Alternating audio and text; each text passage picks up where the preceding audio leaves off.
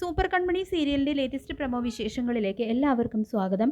അങ്ങനെ തൻ്റെ ഒപ്പം ഞാനുണ്ട് എന്നൊക്കെ ആശ്വസിപ്പിക്കുന്നുണ്ടെങ്കിലും സാഗറിൻ്റെ മനസ്സിൽ കൺമണിയെയും കൃഷ്ണനെയും ഒന്നിപ്പിക്കണമെന്ന് തന്നെയാണ്.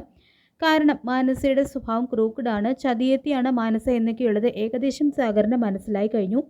കൃഷ്ണ ആണെങ്കിൽ സുജിയോടും സാഗറിനോടും കൺമണിയെ തന്നെയേ ഞാൻ കല്യാണം കഴിക്കൂ എന്ന് പറഞ്ഞു നേരെ പോയത് ഓഫീസിലേക്കാണ്. വരുൺ വീഡിയോ വെച്ച് എന്തെങ്കിലും ചെയ്തു കളയുമെന്ന പേടിയോടെ നിൽക്കുന്ന കൺമണിയെ സന്തോഷിപ്പിക്കുന്ന ഒരു വാർത്ത ആയിട്ടാണ് കൃഷി ചെല്ലുന്നത്. അത് വേറൊന്നുമല്ല, പാരീസിൽ പോകാൻ കൺമണിക്ക് ഒരവസരം വന്നിട്ടുണ്ടെന്ന് തന്നെയാണ്. അങ്ങനെ മാനസ ഒരു വീഡിയോ വെച്ച് കൺമണിയെ എത്രത്തോളം തേജോവധം ചെയ്യാൻ ശ്രമിക്കുന്നു, അതിനപ്പുറം വലിയ നേട്ടമാണ് കൺമണിയെ തേടി എത്തിയിരിക്കുന്നത്. അങ്ങനെ കൃഷ് ദേവജിയോട് അക്കാര്യം പറയുന്നുണ്ട്. ഇത് കേട്ട് ദേവജിക്കും വലിയ സന്തോഷമാകാണ്.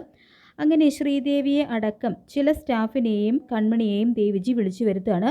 ഞാനൊരു സന്തോഷ വാർത്ത പറയാം. ഇപ്പോൾ കൃഷി വന്നിട്ടാണ് ഇക്കാര്യം എന്നോട് പറഞ്ഞത്. അത് എല്ലാവരും അറിയിക്കട്ടെ എന്ന് വിചാരിച്ചാണ് എല്ലാവരും വിളിച്ചു വരുത്തിയത്.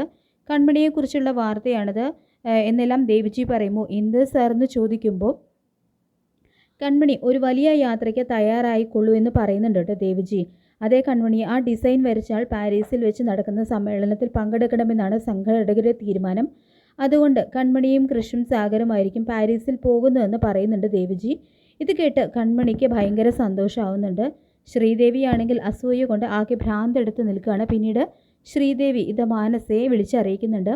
മാനസ ഇത് കേട്ട് അവൾ പാരീസിൽ പോകുന്നത് എനിക്കൊന്ന് കാണണം എന്നൊക്കെ പറയുകയും ചെയ്യുന്നുണ്ട് കേട്ടോ. ദേവിജി അത് പറഞ്ഞതിന് ശേഷം കൺമണിയെ തോളിൽ തട്ടി അഭിനന്ദിക്കുകയും കൃഷ് കൈ കൊടുക്കുകയൊക്കെ ചെയ്യുന്നുണ്ട്. പിന്നീട് വീട്ടിലെത്തിയ കൃഷ് സാഗറിനോട് എനിക്കൊരു കാര്യം പറയാനുണ്ടെന്ന് പറയുകയാണ്.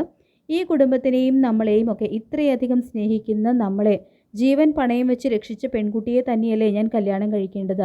അല്ലാതെ ഒന്ന് വാക്ക് പറഞ്ഞു പോയിന്ന് വെച്ച് എനിക്ക് ഒട്ടും ഇഷ്ടമല്ലാത്ത മാനസയെ ഞാൻ ജീവിതത്തിലേക്ക് കൊണ്ടുവരണോ? അമ്മ എന്തിനെ ഇത്രയധികം നിർബന്ധം പിടിക്കുന്നത് മാനസയുടെ കാര്യത്തിൽ എന്നെനിക്ക് മനസ്സിലാകുന്നില്ല. ആ സമയം നിനക്ക് നിന്നോട് തന്നെ ഉത്തരം പറയേണ്ട കാര്യമുള്ളൂ എന്നൊരു വാചകം സാഗർ പറയുന്നുണ്ട്.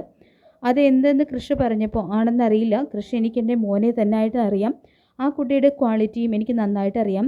പിന്നെ അമ്മയെ കയ്യിലെടുത്ത് വെച്ചിരിക്കുകയാണ് മാനസ. ആ കുട്ടി നമ്മുടെ കുടുംബത്തിന് യോജിച്ചവളാണെന്ന് എനിക്ക് മനസ്സിലായി. അതിനാണ് ഞാൻ ചുഴിഞ്ഞ് ചിന്തിച്ചുകൊണ്ടിരിക്കുന്നതെന്ന് പറയാണ് സാഗർ. എന്താണ് അച്ഛൻ ചിന്തിക്കുന്നതെന്ന് കൃഷി ചോദിക്കുമ്പോൾ നിങ്ങളുടെ വിവാഹം എങ്ങനെ നടത്താം എന്നതിനെക്കുറിച്ചെന്ന് പറയുമ്പോൾ കൃഷി സന്തോഷം കൊണ്ട് താങ്ക് യു അച്ഛ എന്ന് പറഞ്ഞുകൊണ്ട് സാഗറിനെ കെട്ടിപ്പിടിക്കുകയാണ് കേട്ടോ ചെയ്യുന്നത്.